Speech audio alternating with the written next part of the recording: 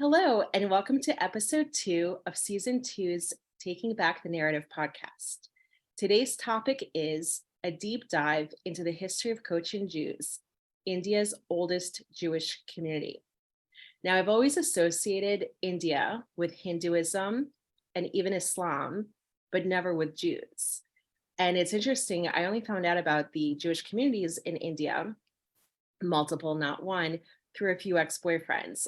One was is a Baghdadi Jew, and another is we're going to get into this a little bit more in the podcast, but he said both the Sephardic Jews in India, but also he had mentioned Paradesi Jews. Mm-hmm. So we're going to flush this out for my own knowledge, for the audience as well.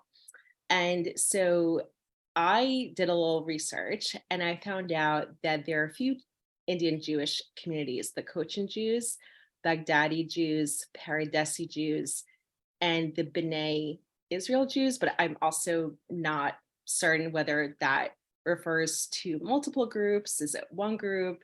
And then we're going to get into, I think there's a group in North India that converted to Judaism a while ago and how they're accepted or not accepted. So there's a lot to flush out in this very interesting topic. And so I'm honored to introduce Thapan Dubayehudi, who is a professor of foreign languages and is also a historian, novelist, and linguist. Welcome, Thapan. Thank you, Laureen. Thank you. So let's start with the origin of Cochin Jews. So I have read, and again, this is just my research, so I've read some sources that say that the Cochin Jews had some kind of King Solomon connection and they had come as traders all the way back then. I had also read that some left due to Roman persecution in 70 AD. So some true, both true, neither. We'd love to have you fill in. Okay, wow. So it's a lot to unpack, as you rightly pointed out. And I'd like to start by saying that it's quite sad that the Cochin Jewish community is overlooked. Overlooked would be an understatement, because it's one of the oldest Jewish communities in the diaspora. It's one of the oldest Jewish communities outside of Israel. And being one of the oldest Jewish communities outside of Israel, there is a huge gap in the knowledge bank as far as the Indian Jews as a whole, and particularly the Cochin Jewish community is concerned. I find it shocking that when people online say and believe that there are no Jews in India, people talk to each other and say, "Have you ever heard of an Indian Jew? Are you kidding me?" And that's really shocking, because India has always had Jews, and India is even mentioned in the Torah. In the Bible, there is India mentioned. And that shows, it's not just because of geographical proximity. India used to be a superpower back in the day. In the biblical times, it was the hotbed of trade and commerce. And surely the Americas were not discovered and Europe was not as prominent. And the world revolved around the Middle East and Asia. So it is only natural and logical that the Jewish people indeed settled in the Indian subcontinent.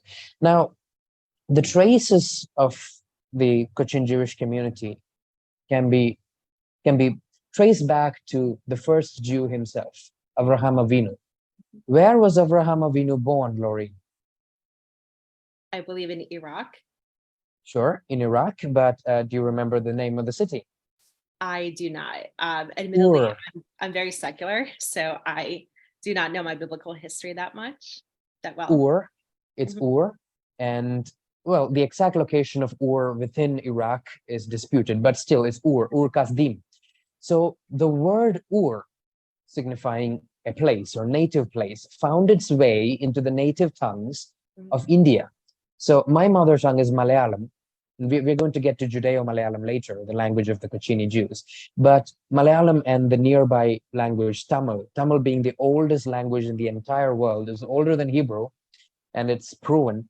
So in Malayalam and Tamil, the word Ur means native place, means home, right? And it's the homeland of the first Jew. So even then you can, so the very beginning, you can see the connection. And even today, if you come to Kerala or Tamil Nadu, the southern states of India, and Cochin, you will find so many place names with the suffix ur, right? Like Kalur, Coimbatore, Panur, Tanur. These are all place names, and most of them end with ur. So you can see the connection there. And in Malayalam, in modern Malayalam, you find a lot of Hebrew words as well.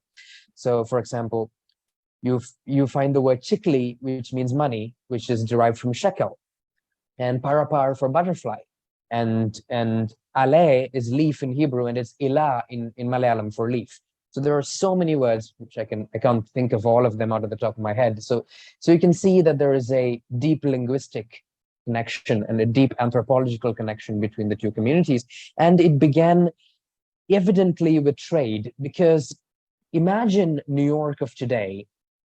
That was Cochin back in the day, millennia ago. So Cochin and southern India, Muziris to be exact. And what happened is that there are legends saying that there were elephants taken from India to construct the second temple.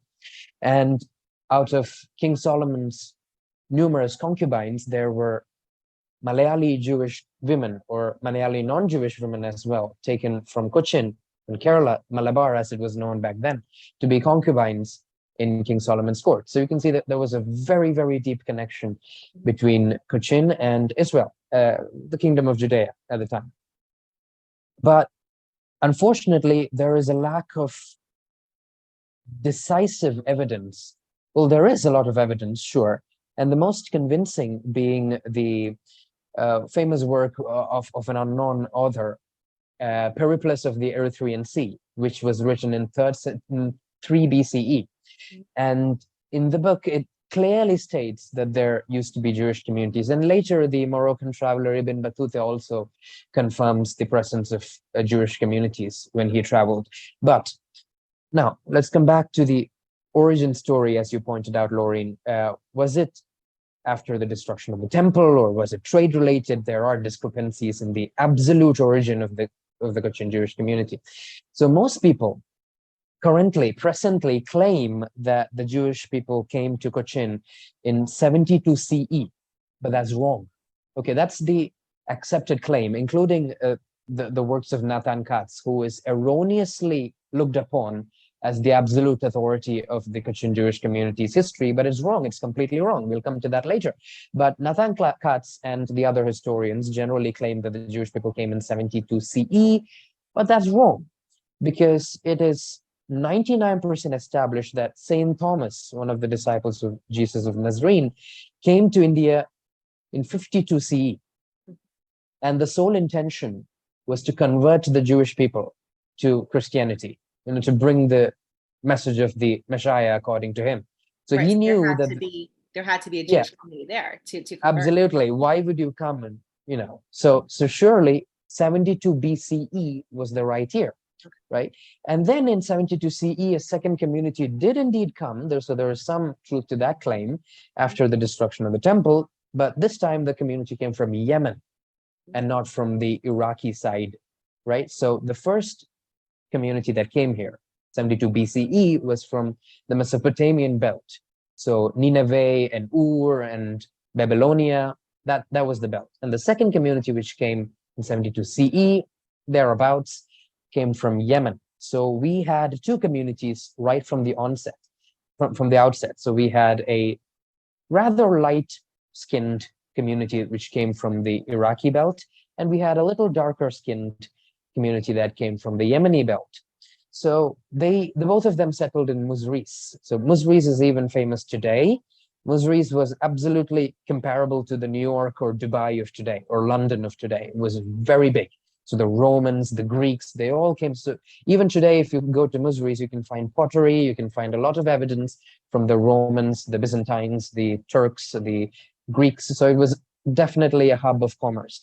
And the Jewish people settled once in 72 BCE and then in 72 CE from the Iraqi belt and the Yemenite belt at Muziris. Mm-hmm. And they established two synagogues there. So the first synagogue was Kadaumbagam, the other was Tekumbagam. So Tekumbagam means south side in Malayalam, so the southern side. And Kadaumbagam means the shore side, the shore of a river or the shore of a lake. So there were two synagogues constructed there. And then there were even riots between these two communities as time progressed, as the famous adage goes, if there are two Jews, there are three views, right? And So sometimes there's a five lot and of, six. right.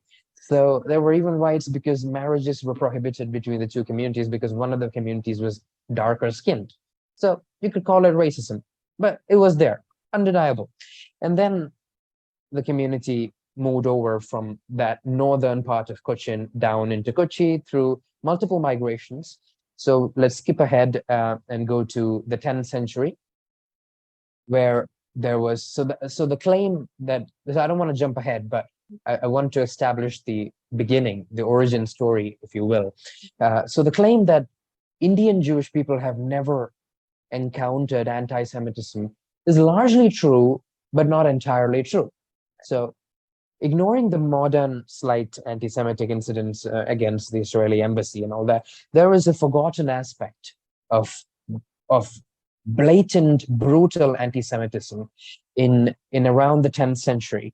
So we don't know the exact date. So from Muziris, the Jewish people migrated down to Kranganore, and the, Kranganore and Muziris are basically the same place, whereabouts. And what happened is that there was a king, a local king, who converted to Islam. He is known as the last Raja of the Cheraman dynasty. So this person, he converted to Islam, and he is popularly attributed to bringing Islam into South India. So the story goes that, the legend goes that this person was on top of his elephant and passing through the Jewish neighborhoods, and he saw a Jewish girl who was unearthly beautiful, and he was enamored by this girl, and he sent his henchmen to the house of this girl and demanded this girl for one night, to enjoy for one night, if you know what I mean. And that was a right for kings. And when the henchmen came to fetch this girl, the girl's father and the local Jewish community, they lynched the henchmen because it was a repulsive demand. And And rightfully they killed, yeah, right. So then they killed the henchmen of the king. They lynched them. And angered by this, the last Raja of Cheraman attacked the Jewish community there. And the legend goes that he massacred 40,000 Jewish people, 40K Jewish people on an eve of a Shabbat in 1065, 1165, we're not sure, but around the time. So that is proof of why, even after all these years, the Jewish community never grew in population. So anthropologically speaking, every 100 years, the population quadruples, right? That's what anthropologists have established. But particularly the Cochin Jewish community, never grew at that rate. Because come 1948, again, I don't want to jump too ahead, but almost a millennia later, come 1948, there were 1,998 people left who eventually made Aliyah. But it was so small, even in 1948. So this massacre that happened almost a millennia ago played a huge role in that. But there were other factors too, like, we'll go to that. So what happened, there was this massacre, and the first asylum that these Jews from Kranganore and Muziris took was Chennamangalam. So the synagogue still exists in Chennamangalam today. So some of these names could be difficult for our audiences from the West to pronounce, but we can't do anything. That's the Indian, best. Yeah, the nomenclature. So they come to Chennamangalam synagogue, and that's the oldest synagogue in the Commonwealth countries now. Not the oldest active, because it's no longer active, but it's still there. And then they go to another synagogue called the Paravur synagogue. They established the Paravur Jew town, the Jewish market, and it still exists, still stands today. And so after the massacre, a few days after the massacre, they were able to see the fire raging kilometers away at Pranganore from Chennamangalam. And a few days ago, one of the people went back to see if there was something remaining, and all he could gather was a tombstone of a certain Sarah Bat Israel. And that tombstone still exists even today. And that's the ultimate proof. That's the oldest Jewish tombstone in the whole of India. It's almost 1,000 years old now. And that synagogue is now kept in front of the Paravur synagogue. So I'm going to send you all these pictures for our audiences. Please And do. Right.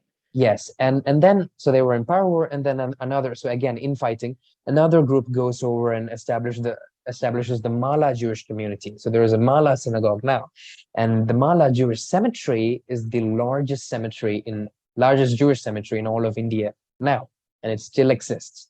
Right? You could visit these places even today, and then they finally in 1200 CE, 1200 Common Era, they finally cross over the border to Kochi, right?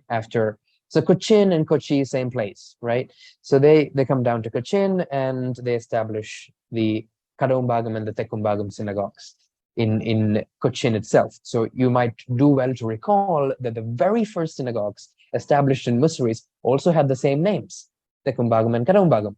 And rightfully so, because one was on the south side and one was on the river side. But the new synagogues of the same name, which was constructed a couple of centuries later in Cochin, also had the same name, but not rightfully so. The Tekumbagam synagogue was not in the south, and the Kadombagam synagogue was not near a river. So they just copied the names of the original synagogues, and those two synagogues are also still standing. And incidentally, the Kadombagam synagogue of Ernakulam, of Cochin right now, Ernakulam, the district, is run by whom I fondly call my uncle. His name is Elias Josephai. Anyone who is familiar with the Cochin Jewish community is familiar with this man. He is, quote unquote, the face of the Cochin Jewish community. I'm proud to call him my uncle, affectionately known as Babu. And so that's the synagogue I go to. And it is the oldest active synagogue in all of the Commonwealth countries today. And you can visit even today. So that's 823 years old. And my uncle is the proud custodian of our synagogue. And then years and years later, come 16th century, Spanish Inquisition in Europe, Queen Isabella, and the Spanish Jews are having a lot of trouble. So they go to Portugal, and then they're expelled from Portugal as well.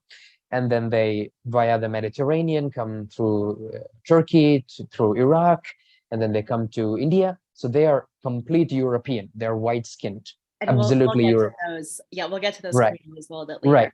So right. I want to right. say thank you so much, because this is why it's so important. And like I say in my own initiative, taking back the narrative. And so, of course, what I'm doing, I'm trying to take back the incorrect anti-Semitic narrative that's out there about Israel. And it's not to Right. defend Israel. I strongly believe Israel does not need defending. Israel is a powerful country. It's a great country. I'm doing this to combat anti-Semitism. And it's interesting, when I was listening actively to your story about, your community's history. And again, this is from an American, I'm an American. So every article that I've read about Cochin Jews, and I've read many, trying to get as wide sources as possible, all of them pretty much said the same incorrect thing, that, oh, there might have been a shipwreck of Jews, but they're not sure what year, but that could be made up. And here you are, first of all, you're part of the community, you're an important member of the community, and you are sharing very real facts, which prove that there is a clear lineage from Israel from ancient times. And so really proves the point that it's so imperative for Indian Jews to tell their own story, especially Cochin Jews, so that other Jews and in the media and not Jews will not read online all of this incorrect, and I call it slightly anti-Semitic information, right? Like, oh, there was a random shipwreck, we're not sure, but this could be in their imagination. This is why I'm trying to highlight Jewish diversity in the diaspora. So I'm wondering, a question for you: why do you think that there is such a question about the origins of Jews, particularly in India, right? Like when we think about Iraqi Jews, Argentinian Jews, French Jews, no one questions how they got there. There's clear explanations, and there's dates. So what do you think is it about particularly the Cochin Jews, like the Paradesi Jews, the Baghdadi Jews? They seem to not have any issues, like, in the narrative out there. But I'm just wondering, like, what happened, right? Like, why the disparity there? Right. So we can think back to the 1980s when Israel because this is a Zionist podcast, we can't go without mentioning Israel and her modern struggles. So what happened in the 1980s was Operation Solomon and Operation Queen of Sheba, when Israel and America were equally trying hard to save the Ethiopian Jews from Ethiopia via Sudan. And there was a huge moment within Israel of a sort of ugly claim that tried to say that the Ethiopian Jews were not Jews, right? Because if you go to, for example, you go to Asia, you go to Japan or China, and you ask a random Chinese or random Japanese, describe a Jew for me. Do you think, how do you think his description is going to be? His description is going to be 99% of the time a white person, right? Or white, or right, because Jews are not racially white, Jews are racially Jewish. We have Jewish genes, but they're thinking the Ashkenaz Orthodox Exactly. archetype, Right, the white right. shirts, the white beards, right. So that's the image that the majority of the world has when they think about the word Jew. And therefore, what happens is that, I have encountered it, my uncle has encountered it. People ask, are you really Jewish? Wow. So that's a very hurtful question, especially for a brown Jew or any Jew of color. That's a really, really hurtful question. And as I told you, there are people in New York, in Toronto, in the West, who vehemently discredit the fact that there are Jews in India, right? So somebody goes and say, I am a Jew from India. They say, no, there are no Jews in India. I've had comments on social media saying, have you ever heard of an Indian Jew? Are you kidding me? An Indian Jew, really? So it has to do majorly with the color of the skin. Surely has, because very recently we have B'nai Manasseh, who, the community from the northeast of India, who no, are they Jewish or not? That's not up to us to decide. Okay, that's not what we're talking about. They are Jews for most part, for as far as all the observations are concerned, but they don't look typically Jewish. They have slit eyes, they have Asian features, right? That doesn't mean they're not Jews. And there are today, incidentally, I was reading a poem written by one of the survivors of the massively, unbelievably treacherous journey that the Ethiopian Jews had to make.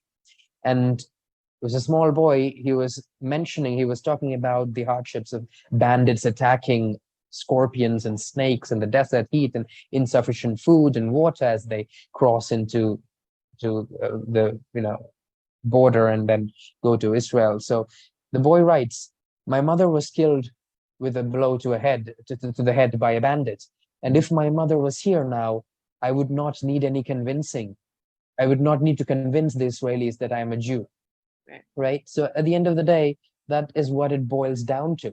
So that's one thing. And the second thing is that there are no very clear, decisive evidence, right? Like we know for a fact that the Ashkenazim came from Europe, right? We have DNA evidence, we have historical evidence, we have we have proof that, of course, they originated from Judea, but then we know that for the most part they were there, and that's how the Yiddish language was formed. And we know pattern. Yeah, right. We know the root. We know that crystal clear, right? We know the root, but like that, we can't say the same for the Cochin Jews, because for many reasons the records were lost, and the only decisive evidence that we have are the works like Periplus and the works of Ibn Battuta and logical reasoning, anthropological reasoning. So we don't have a real decisive evidence. So that's one thing. And the second thing is the inability of people to believe that there are Jews of color, especially Indian Jews. And like how you began this talk by saying, you've always associated India with Hinduism and even Islam because of the long Mughal history.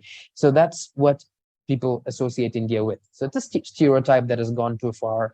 And it's very unfortunate that it had to happen to one of the oldest, if not maybe even the oldest community outside of Israel.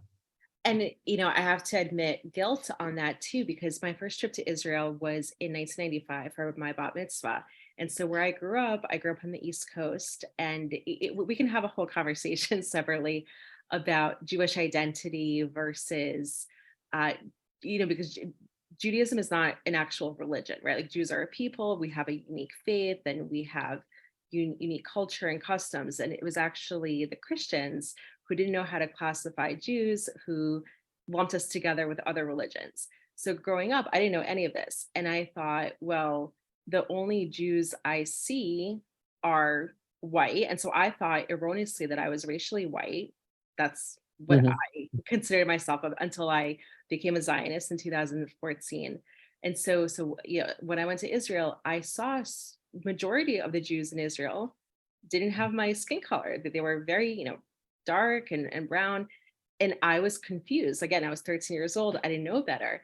And I remember asking my parents, wow, how come no one, not no one, but how come a lot of, people here, I thought this was Israel. Like I thought everyone was Ashkenazi Jew. And so they had explained that, we're a very diverse community. We all share the same genetics, but we all come in different skin color.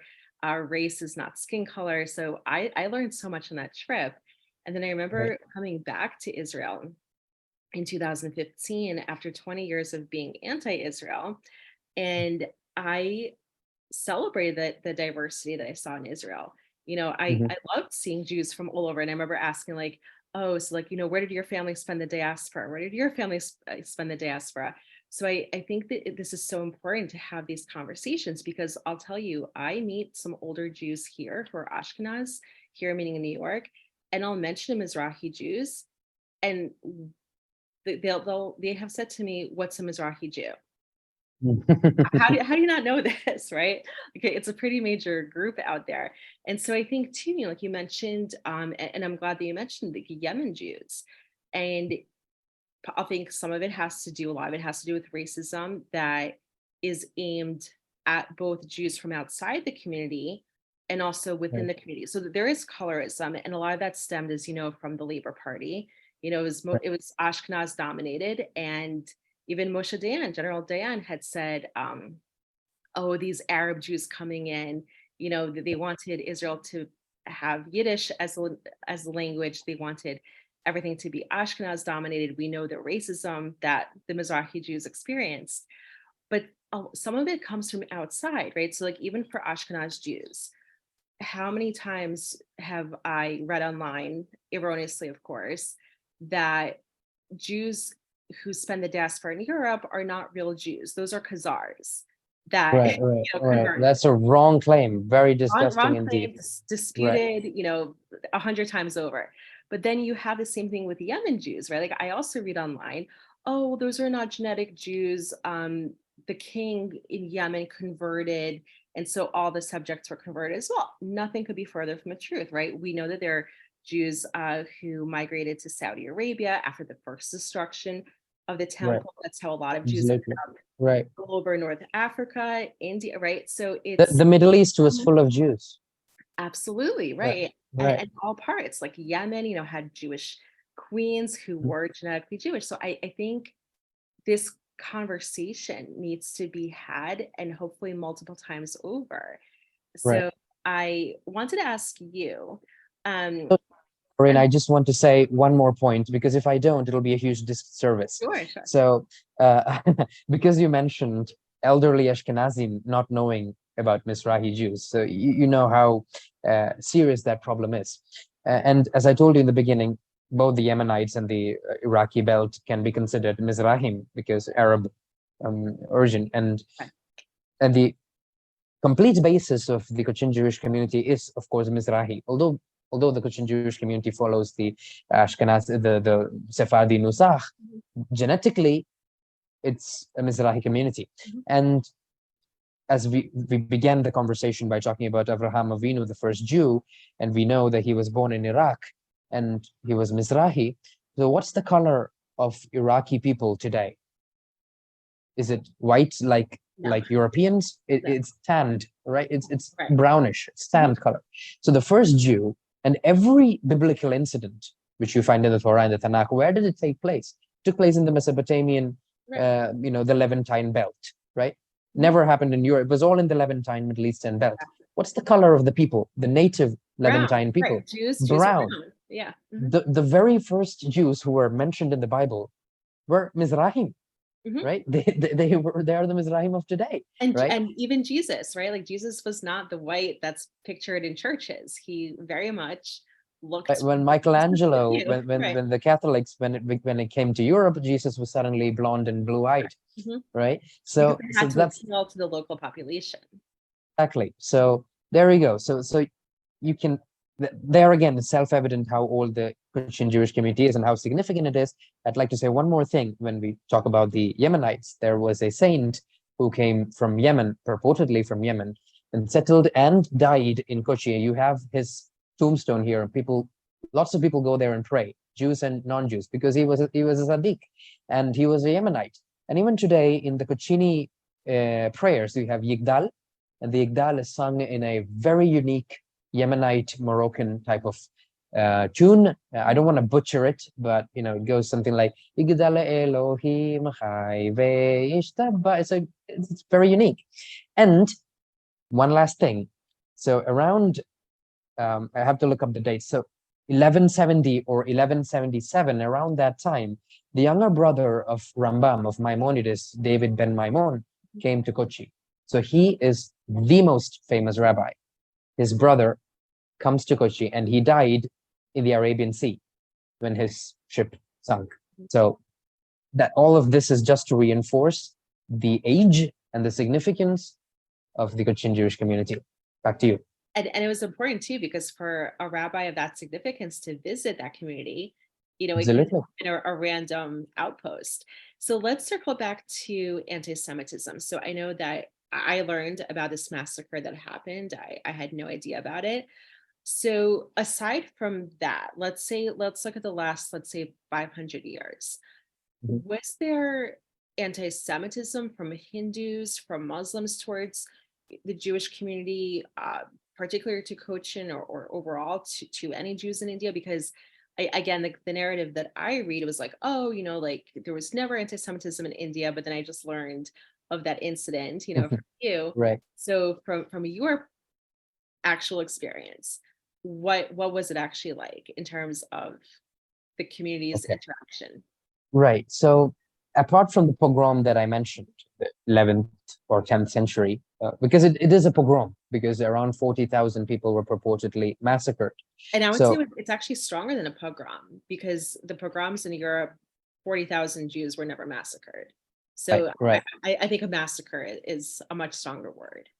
Right, absolutely. And heaven forbid, I can't call it a Holocaust because it's not even comparable, heaven forbid.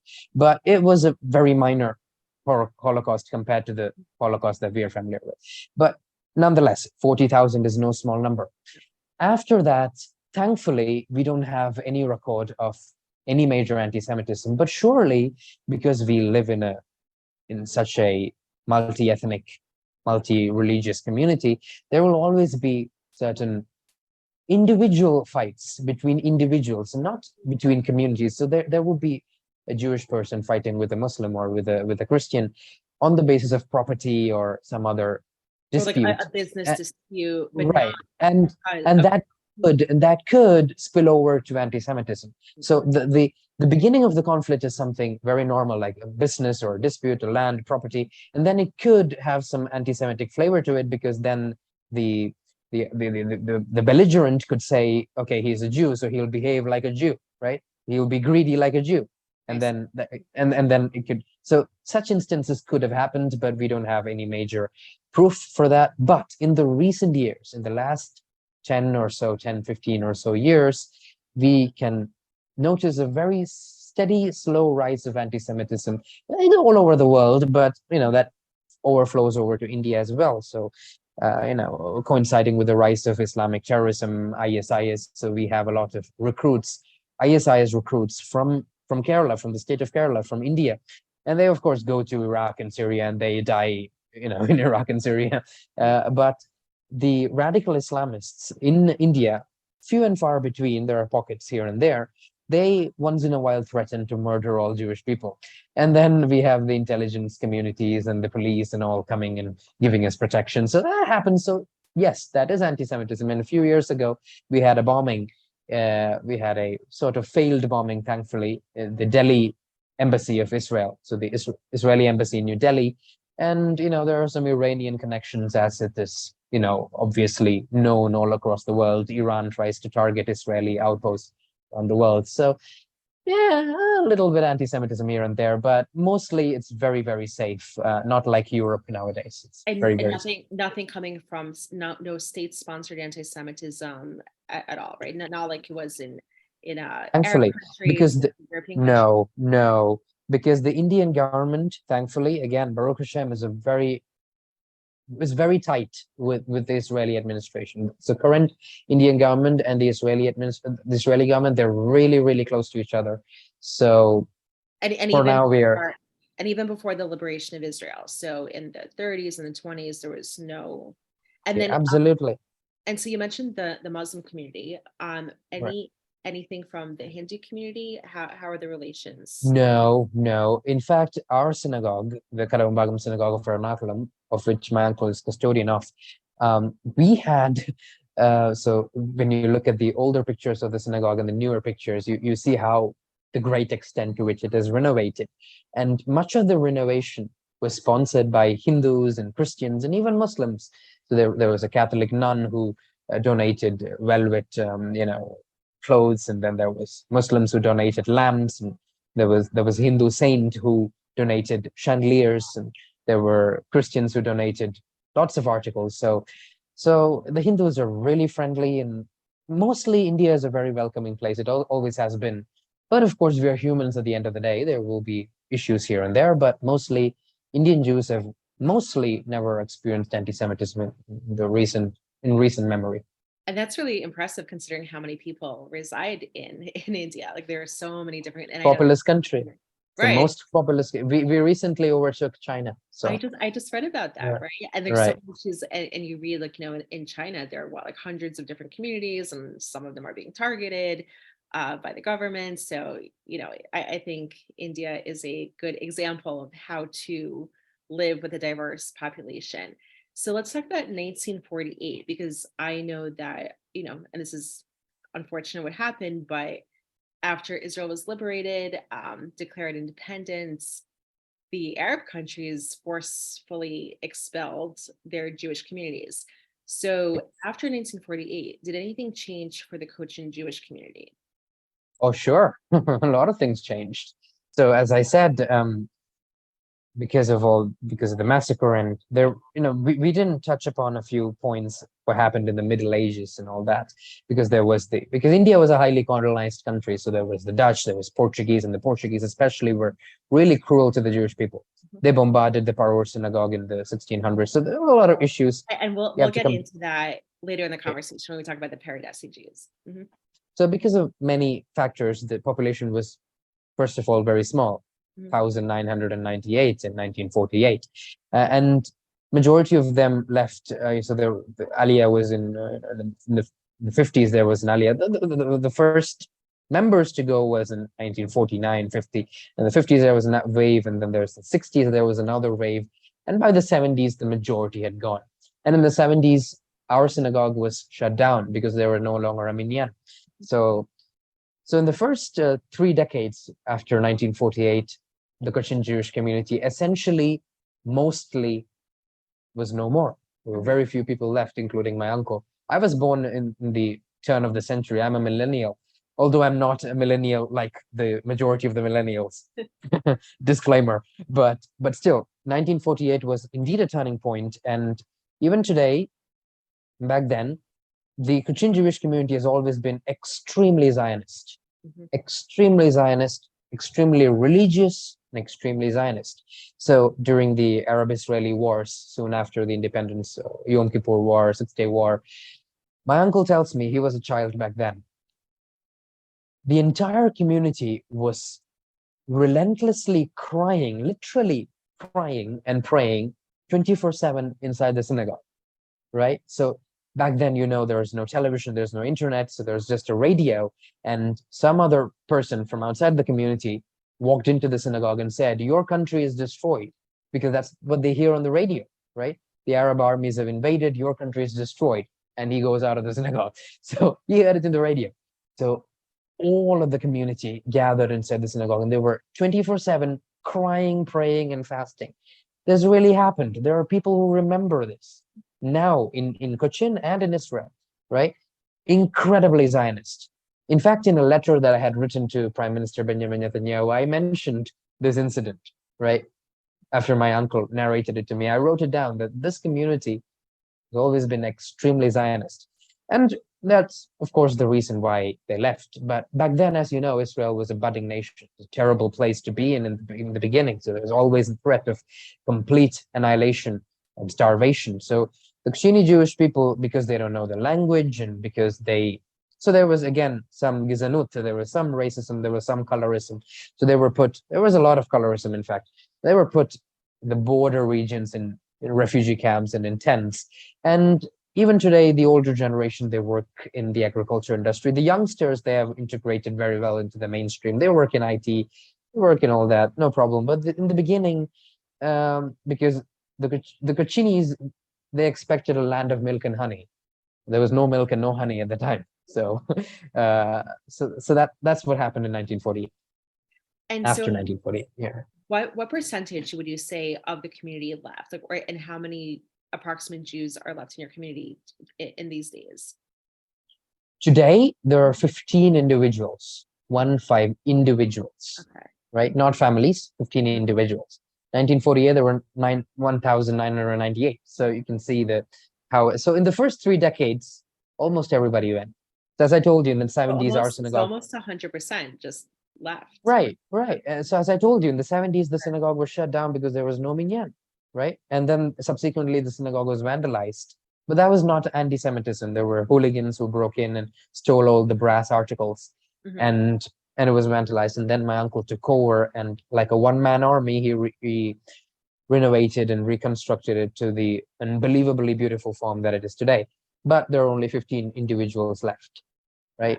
So in the next 20 years or so, when the community completely disappears, it will be a bittersweet moment, because on one side, we want all the Jewish people to get back to Israel, right? Because only then will we merit the arrival of the Messiah.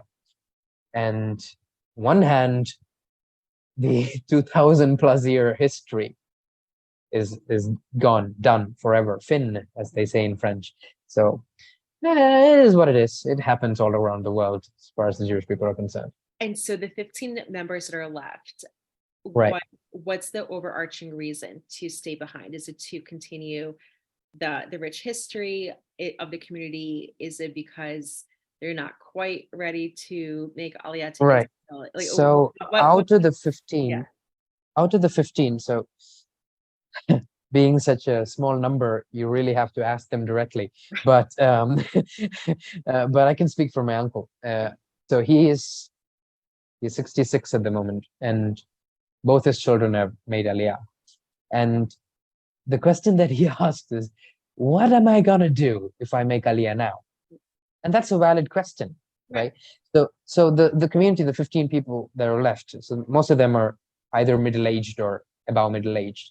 So one reason is, what am I going to do there? So I have to learn Hebrew. I have to start from the beginning. I have to start from scratch. It's so hard. Right. So especially for youngsters, it's very easy. But for people who are middle-aged or older than that, they have to uproot themselves. My uncle claims that if I go to Israel, I'll die within 6 months, right? Because he has a terribly large network here, right? He goes out on the street, 100 people will gather around him, but nobody's going to gather around him in Israel, right? Because people are busy with their lives, right? So that's one reason I can speak for my uncle. And then, of course, the youngsters have gone, and then there are other people who have married Christians, who have married Hindus, and then they don't even come to the synagogue, so they're not really active members, right? So going to Israel is simply no longer a priority for them. So again, you have to ask them directly, because it's a very small number. You can't generalize, but generally, more or less, that's the reason. Right. Or like going to Israel is right. Yeah, it's simply, but of course, my uncle visits all the time. There are people here who visit all the time because they have relatives there, they have friends there. They visit and they come back. But most people here, making Aliyah is simply not a priority. No, and that makes sense. Like I myself, I'm only 40, and I have family here that anchors me. I have a newborn nephew who's being raised here, and I mean, I love Israel with all my heart. I'm a proud Zionist, but do I see myself making Aliyah anytime soon? No. And my mom, she's 70 years old. She's here, And it's the same thing. Like she, again, loves Israel, loves going there, but she said, I already immigrated from Belarus to America. One immigration is enough. I'm not doing this twice. So Mhm. yeah, everyone has different reasons for that. Right, right, sure. And Israel, as we know, is not an easy country to live in. Financially, Right. socially, it's a very difficult place to adapt, right? Because financially speaking, sure, you can make money, but you can't keep money in Israel. And you being American, you know how important keeping money is, right? Yes. But in the Israeli society, that's not at all a priority. Everyone's in minus, right? They take a big loan from the bank and they're in minus. So it's a different financial culture. It's a different socioeconomic culture. And many Indians are really warm people, Mhm. very, very hospitable people. And the Israeli Sabra culture is the diametric opposite of that. So many Israelis, especially ones that, many Indians, especially ones that go from Mumbai, that's the Bnei Israel community, that's another community. But even they, when they go, they say, I am not feeling at home because it's not like India. In India, it's very warm, and in Israel, nobody has time for warmth. Very different culture. As the Israeli psyche and the Indian psyche are a little different. So Mhm. Of many course. reasons. There are stories of, like, absolutely, Israelis being hospitable, but you're right. It's a different, and we can see why, right? I mean, they're in a very hostile It, neighborhood. heaven forbid, we cannot blanket, No, we cannot make a blanket claim. Heaven forbid, helele, but still, yeah, more or but yeah, less. I understand what you're saying. So you had already mentioned the B'nai Israel. So could you tell us, again, we don't have to go into like major details, but overall, so there's Baghdadi versus Cochin versus B'nai Israel versus Paradesi. So could you go into, and I know that you've already explained a lot about the Cochin Jewish history, but what are the key differences between Baghdadi and Paradesi, Mhm, and mhm. any similarities between the groups aside from them being Okay. genetically from Okay. So first we have to clear the, oh, and I'm we sorry, have to one differentiate, more right? question. One more question. Okay, are the communities connected with each other, or do they live all very separately, or lived all Okay. separately? Right. I know it's Broad a loaded question. question. But it's an important broad question. So Right. Mhm, the community that I first spoke at length about mhm, was the Malabari Jewish community, right? The Malabari Jewish community. Malabar is Kerala. The old name of Kerala is Malabar. Malayalam, where Malayalam is spoken, is Malabar. So the first community, as I first told you, came from the Iraqi belt, mhm. the Yemenite belt. So we have a majority being from the Iraqi Babylonian belt. So they were originally Baghdadi in nature, right? They were originally Baghdadi, originally Mizrahi Iraqi. They settled in Kochi, and as I told you, many centuries later, in the 16th century, after Queen Isabella, European Jews, they settle. They are given a warm welcome by the Maharaja because they are exotic looking Europeans. They have a lot of money. So the Maharaja gives them a lot of, VIP treatment, so to speak. And they become the Paradesi community, right? Spanish, Portuguese, Jews, they become the Paradesi community. So the Cochin Jewish community as a whole is consisted of two individual communities. The first being the original Malabaris, who came from Iraq, and the second being the European Paradesi. So Paradesi in India means foreigner, right? Okay. Mhm. Right. Many Europeans must have heard the term Desi. Desi means local or Indian. Oh, So Paradesi. that's where it comes from, because in college I had a lot of Indian friends. None of them were Jews, and I always heard that term "desi, desi, desi," and I would say like, okay, so what does that mean? And they didn't know how to explain it. They would just say like, oh, it's an Indian term. Right. Desi means Indian or whoever comes from the Desh. Okay, Desh means land, right? got it. So, Okay. and Paradesi is foreigner, right? So they were foreign, white-skinned Jews. So in both these communities together formed the Cochin Jewish community, the Paradesim and the Malabarim, right? So the Malabarim are centuries older than the Paradesim. So what the Paradesim eventually did is that because they have a VIP status, they encroached upon the Malabaris, right? So they took over the lands and they even stole the tombstones from the Malabari cemeteries and planted them in the Paradesi cemeteries to claim that we are the older Jewish community. And we have video evidence We have video. I have video evidence. I can send it to you if you want. That that of a very famous person from the Coder family, who is a well-known Paradesi, which is a well-known Paradesi family, saying that, all sorts of racist remarks, colorist remarks against the local earlier settlers, the Malabari Jewish community. So there was a huge infighting between these two communities. Very, very terrible. Generation after generation. So for 4 centuries, this racism lasted, right? And it eventually accumulated in the Aliyah, and everybody went, and there's no one left to fight. So that's how it ended, right? To me that's incredible, because how can a group come to a country? There's right. a much older Jewish community that has established roots, established history, relations, built up their own, subculture, and Right. and you claim that. So let me ask you one question. So the famous Sassoon family, Right. they Right. were then they were Paradesi, correct? Well, the Sassoon Were family, they are you talking about Baghdadi? no, you're talking about the Mumbai Sassoon family, aren't you? Yes, so they were Right. Baghdadi, correct? No, Okay. we haven't reached there yet. Okay. We're coming to that. We're coming to that. So we're talking about the Cochin Jewish community, Mhm. which now consists of the Paradesi and the Malabari. So, they encroached and they suppressed the Cochini, the Malabari Jews. They even said, they made a disgusting claim. So when they came from Spain, they had some black people with them, right? Who were their slaves, right? Which was very normal and acceptable at the time. Right. It's very normal, right? It's like having a smartphone these days, having a slave, a personal slave Right, for but every back then wealthy family. everyone had slaves back Yeah, then. right. So, Even when even they African people too. absolutely black African people had black African slaves, Exactly. right?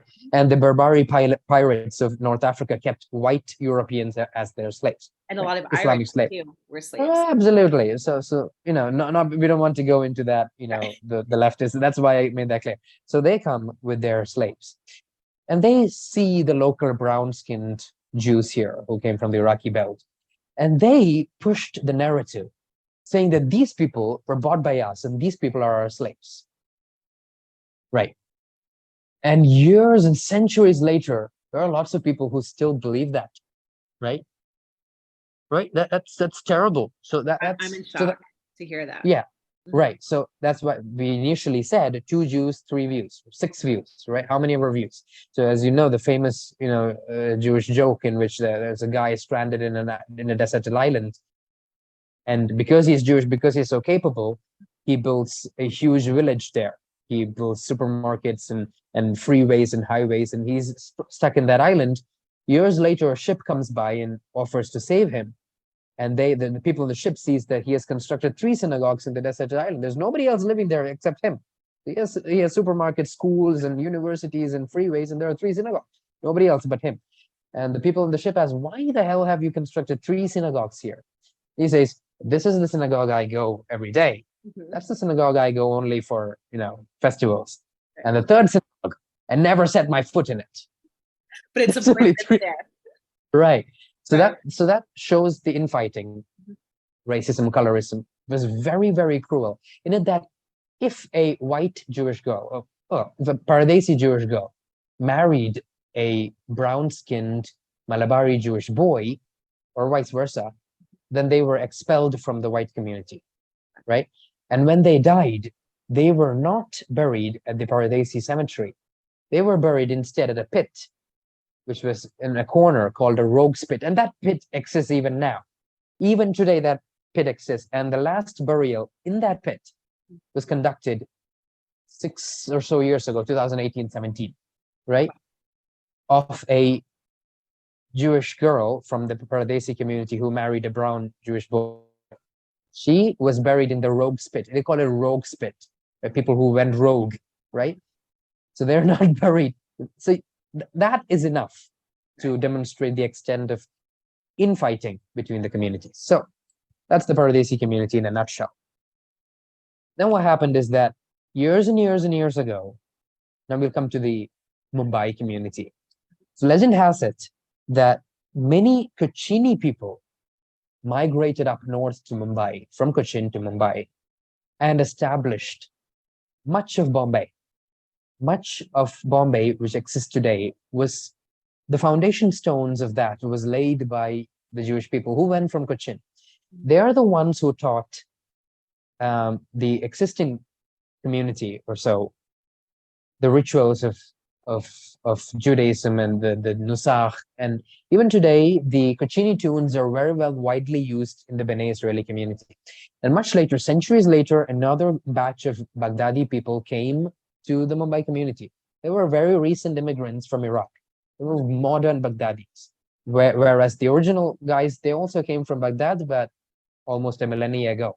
Ancient, right? But yeah, and even today in the Kochini Jewish community, we still have avichar, ispeti, khube, all these Iraqi dishes, pastel, still made in Bnei Israel community. So the Mumbai community was branched off from the Kochini community centuries ago. So the Kochini community did not have rabbis per se; they had chachamims. The chachamims went up to the chachamim went up to Mumbai and they taught the rituals, and basically they taught Judaism to the Bnei Israel community there. There's a huge link.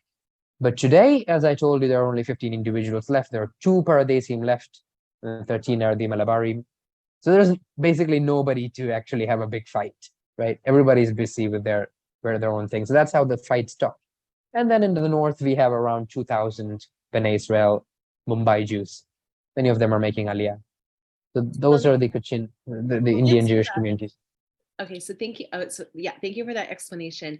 And just to make sure that I'm very clear on the distinction. So the Jews who migrated or were expelled from Spain, who made their way into India.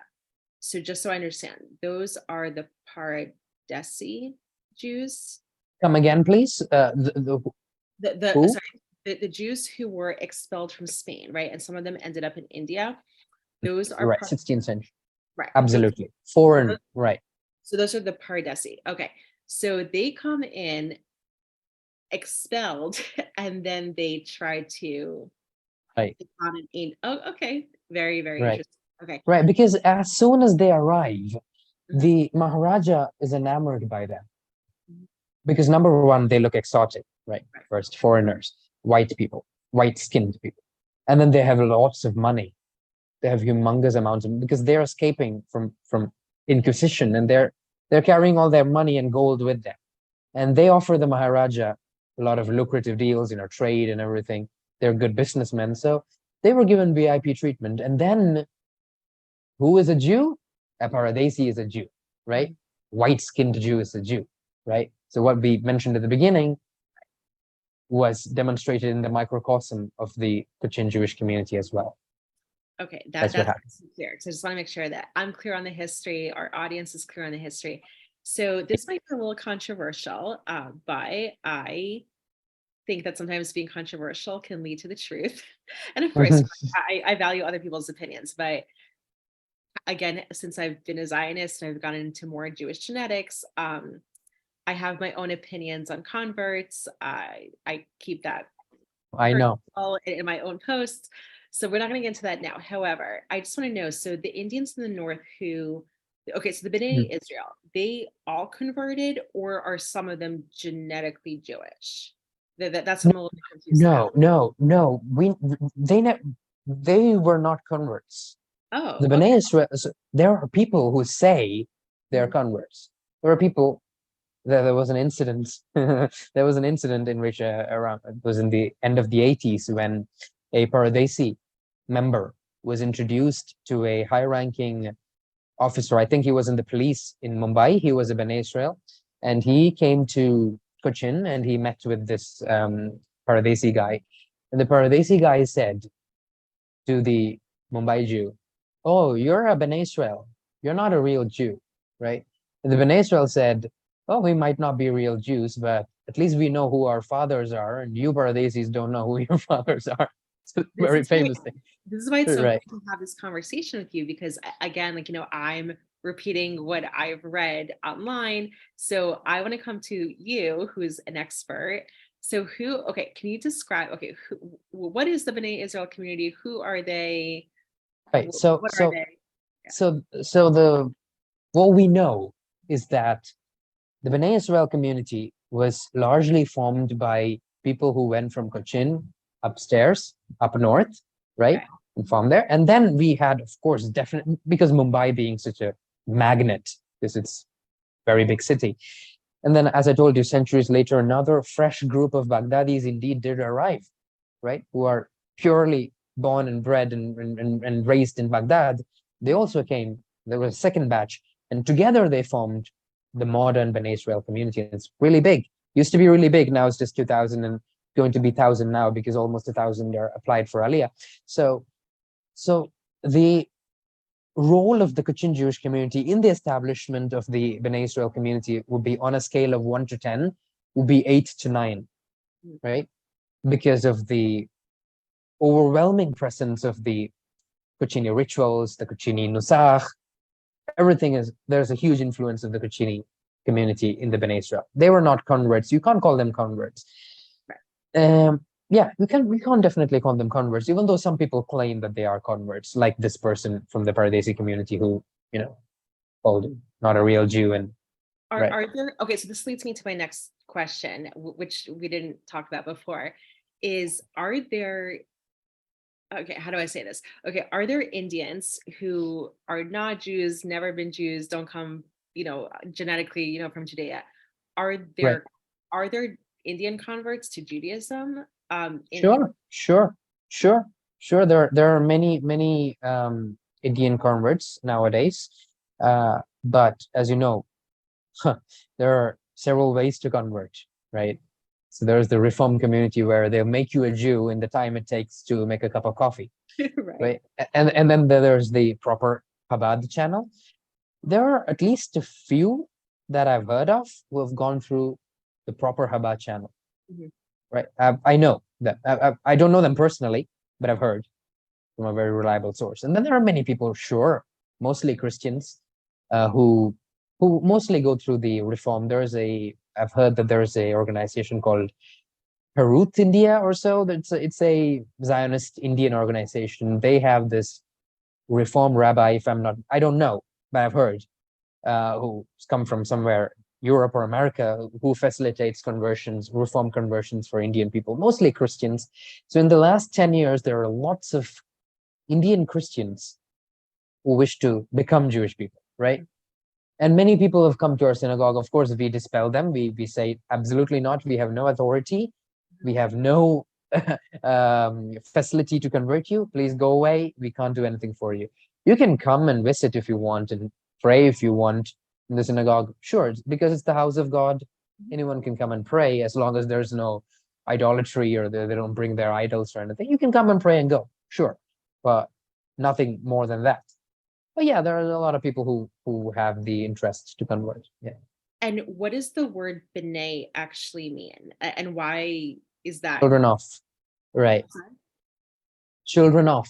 Oh, children of. Okay, so that makes sense. Okay, so thank you for completely correcting the incorrect narrative that I've been reading. And I've heard that from other people too. It's like, oh, like, like the Indian converts are now making Aliyah. So thank you for clearing that up. Speaking of Israel and Aliyah, so we discussed, the very positive, of course, India-Israel relations. And you can correct me on the number here because this is why we're having a conversation. But last I read, there are about 80,000 Indian Jews in Israel. Is that correct? How many? 80,000? Yeah, I read that there are 80,000 Indian Jews. Some of them, or most of them, live in Dimona, Israel, like around that area. Okay, so if it's completely, taking into consideration all Indian Jewish communities, the Cochini, the Mumbai, everyone, yeah, that could be more or less accurate. Of course, we don't know for sure, but I can speak for the Cochin Jewish community, right? There are many in Dimona, there are many in Taoz, there are many in the Golan, near the Golan. There's some in Lod, and I would put them roughly, a fairly educated guess would be 7,000, 8,000, 6,000 to 8,000 Cochinis alone, right? So yeah, in that, following that logic, surely there could be around 80,000 Indian Jews, surely, because there were tons and tons of Bnei And Israel. children So and grandchildren, sure, great grandchildren by the. sure, absolutely. So yeah, that's a good number, right? 80,000. And so my question is, if this is even able to ascertain, so primarily from which community do you think that overall, Indian Israeli community is from? Have they all like mixed together? Are they still keeping separate? In Israel, what's your guess? Or what? Well, from the people I know personally, it's a very tight-knit community, as we already mentioned. India has a very warm culture, the hospitality. So I've seen many, many, many Indian Jews getting married to other Indian Jews, right? So so I think that the community is very strong in it, that Kochinis all mostly marry Kochinis. Of course, there are people who marry Ashkenazi men, definitely. Again, we can't blanket anything, but sure, they keep a connection. They have this common Odit identity. So when they ask Eza Edateka, you say Odit or Odi, right? So the Odi means Indian, as you know. So the Odi identity it overshadows the Kochini identity, or the Bnei Israel identity, or the Kolkata identity, or the Delhi identity, because Odi, That's what I Indian want to Jew, know. right? Okay, So sure, they do keep a very nice connection with each other, right? Very and so tight knit. in the beginning of this podcast, you mentioned, and forgive my pronunciation here, but the Judeo Malaya. How do you pronounce it properly? Maya Alam? Malayalam. Maya Alam. Malayalam. Maya Alam. Malayalam. Malayalam. Perfect. Thank you. Now read Malayalam backwards. Malayalam. Right. It's the longest palindrome. I like Right. that. So could you explain a little bit more about that language, how it came about? Do the Indian Jews in Israel, do they speak that still? And what's the continuation? Oh, yes. All right. Very interesting, because I'm a linguist myself. As you, in my introduction, I'm a teacher of foreign languages. So linguistics is always my passion. So this is my favorite part of the podcast. So Malayalam is a Dravidian South Indian language. So wherever the Jewish people find themselves in, they make a little dialect of that language, as we saw with Yiddish, made from High German, medieval German, mixed with Aramaic and Russian and Polish. That was Yiddish. And then we have Ladino from Spanish, right? So there's Judeo-Arabic, the Arab-speaking Jews. And likewise, there's Judeo-Malayalam. So Malayalam by itself, in its purest form, is actually a hybrid language. It's a connection, it's a mixture of Sanskrit and Tamil. Tamil being the oldest language in the world, right? The oldest ever. You can look it up. It's older than Hebrew, it's older than Sanskrit, it's older than Aramaic, it's very old. So in the beginning, I said there's a huge connection between these two languages. There's so many words that are similar in Tamil and thereby Malayalam to Old Hebrew, not to modern Hebrew, but to Old Hebrew. So many words. I gave you a few examples in the beginning. So Malayalam being a Dravidian language with so much foreign influence, and then there was a large community of Jewish people living here at the time, because Malabar was known as the Jerusalem of the East, because there were so many Jewish people.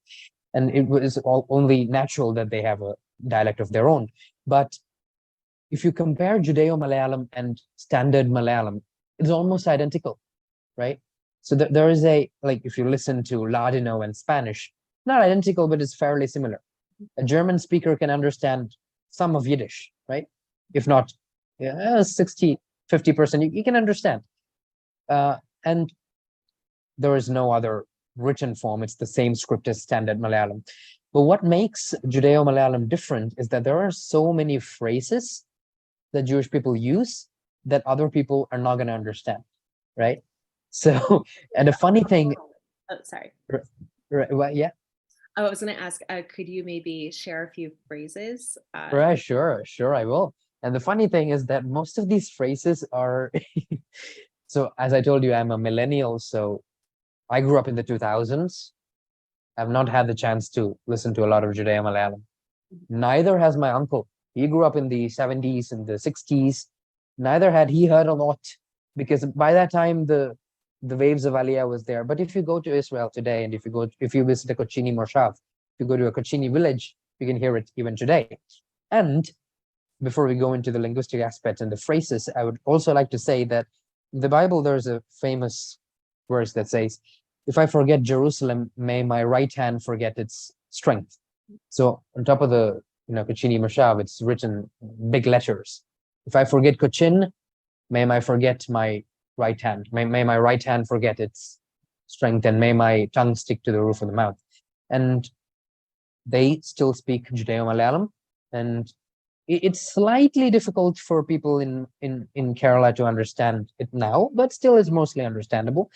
And the phrases are, for example, if somebody dies, we say Shalomai. So that person became Shalom, the Shalomai, right?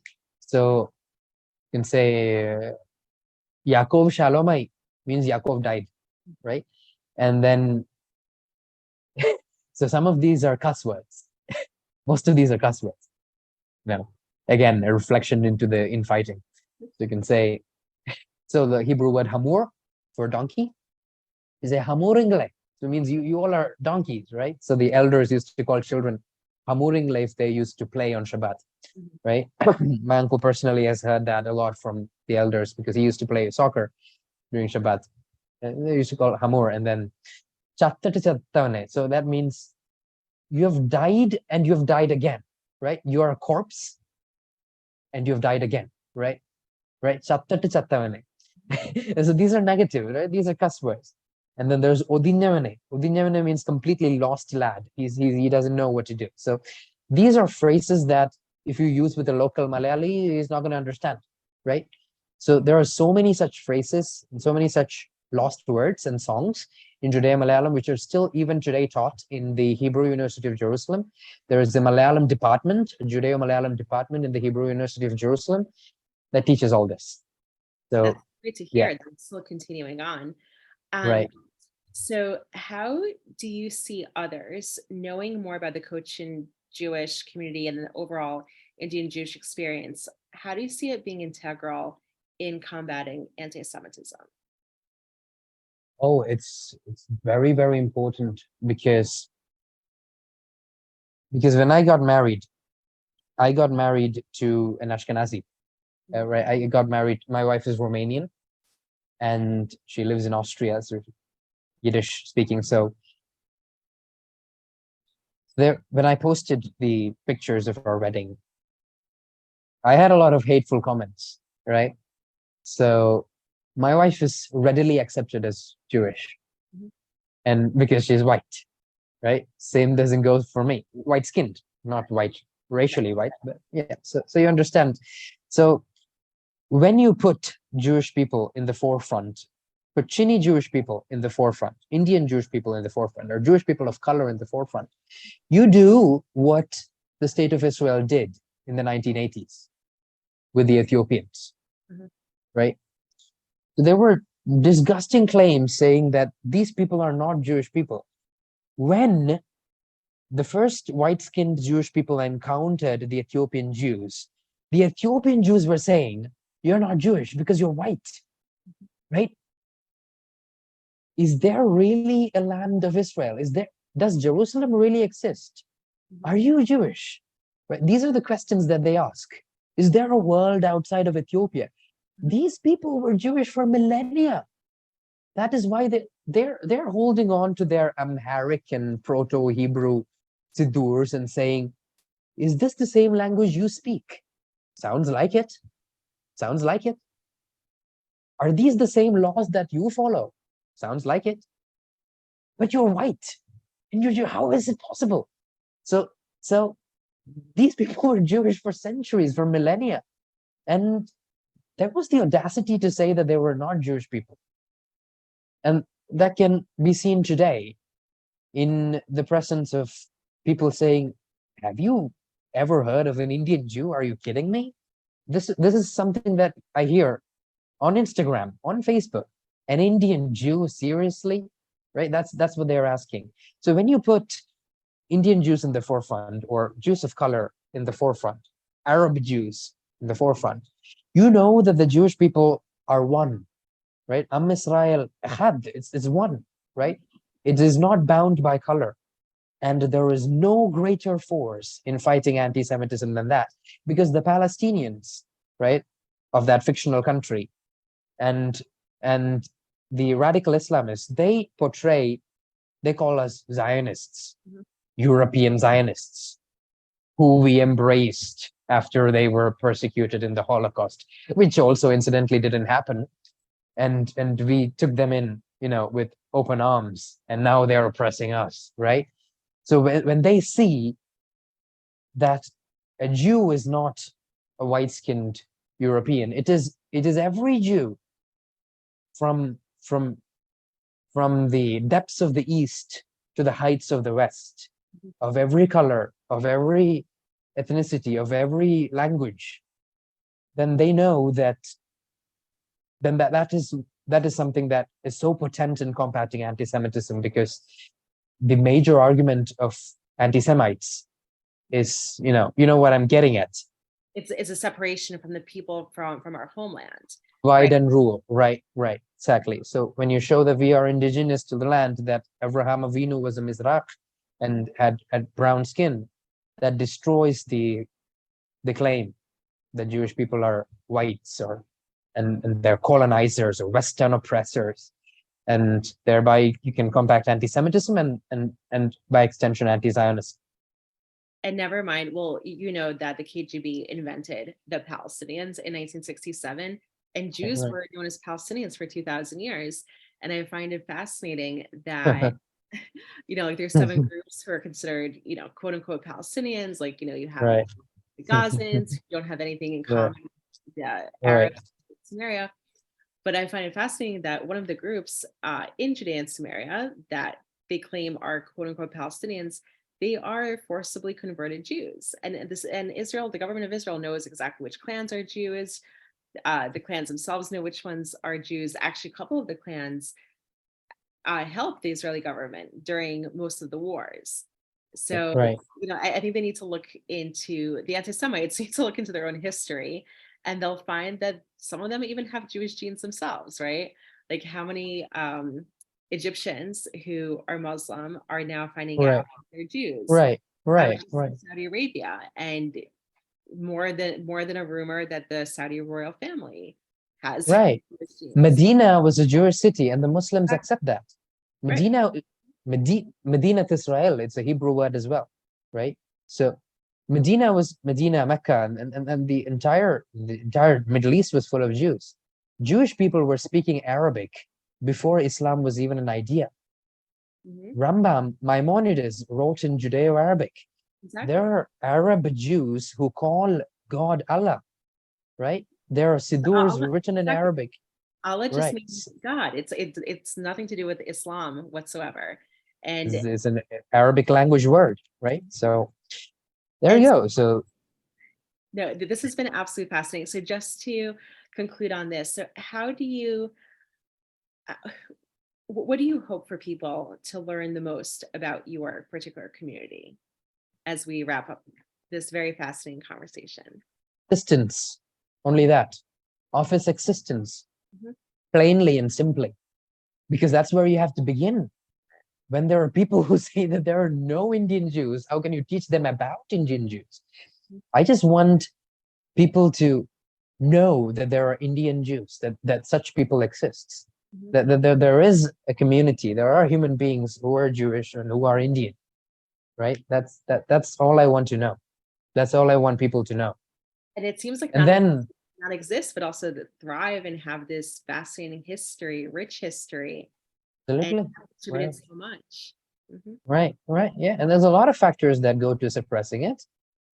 There is a lot of Eurocentric Jewish narrative written by European historians who have completely sidelined, for example, Nathan Katz, who I mentioned in the beginning. Nathan Katz is considered an authority of the Cochin Jewish community, but nothing could be farther from the truth.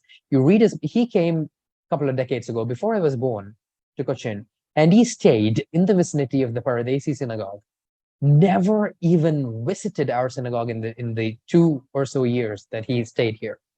Never came. It's just 6 miles away, 11 kilometers away, our community. He didn't even take a boat or, least take a taxi and come here. So he was And just he is, like a self-described expert on the right, yeah, he's a self-proclaimed expert, claimed, right? right? Right. And We know what his book, yeah, because nobody knows, Laurie, nobody knows. And then the historians that came after him were mostly copycats. Mhm. They wrote what he wrote. They soloed what the Pardesis vomited, And right? this is so similar to the even within the Jewish community, we have so many Jewish organizations. I'm in New York, so many Jewish organizations in New York and DC. And so one organization will write something incorrect about Israeli history, all the other ones parrot it. So it seems like the same thing is happening right Absolutely, yeah. now. You see a pattern all across the world, and not just in Jewish history, in general history as well. The people who have the power would manipulate history. Which history is always written by the victors, right? There will always be manipulations in history, however small, however big. It's part of it's part of bookkeeping and recording. But sometimes it's more malevolent than that. Sometimes it's a willful manipulation of Absolutely. history. And I Right. noticed that too, like I'm 92% Ashkenaz, just found out I'm 8% Sephardic. And of course, I would love to find out more about the Sephardic, history and background. But I am so disgusted, honestly, by and this happened in Israel, we touched upon it even here, most Jews in America are Ashkenaz Jews, but such an Ashkenaz narrative. And when Right. we look at, first of all, it was Sephardic Jews who held down the peripheral fort in Israel for hundreds of years. There are Mizrahi communities who made Aliyah. The Kurdish Jews came back at the late 16th century. You had the Yemenite Jews. I just found out about a Syrian Jewish synagogue in Jerusalem that was built in 1901, far Mhm. before 1950s when, there was this influx. So exploring the diversity of our people is Mhm. paramount to, Right. Right. understanding Absolutely. who we are, what we are, and being true Zionists. I really Absolutely. so I thank you for your time. And for those who are listening to the end, we thanks to Pan, we will include some links to even Mhm. more sources and to your publication. I look forward to reading about too.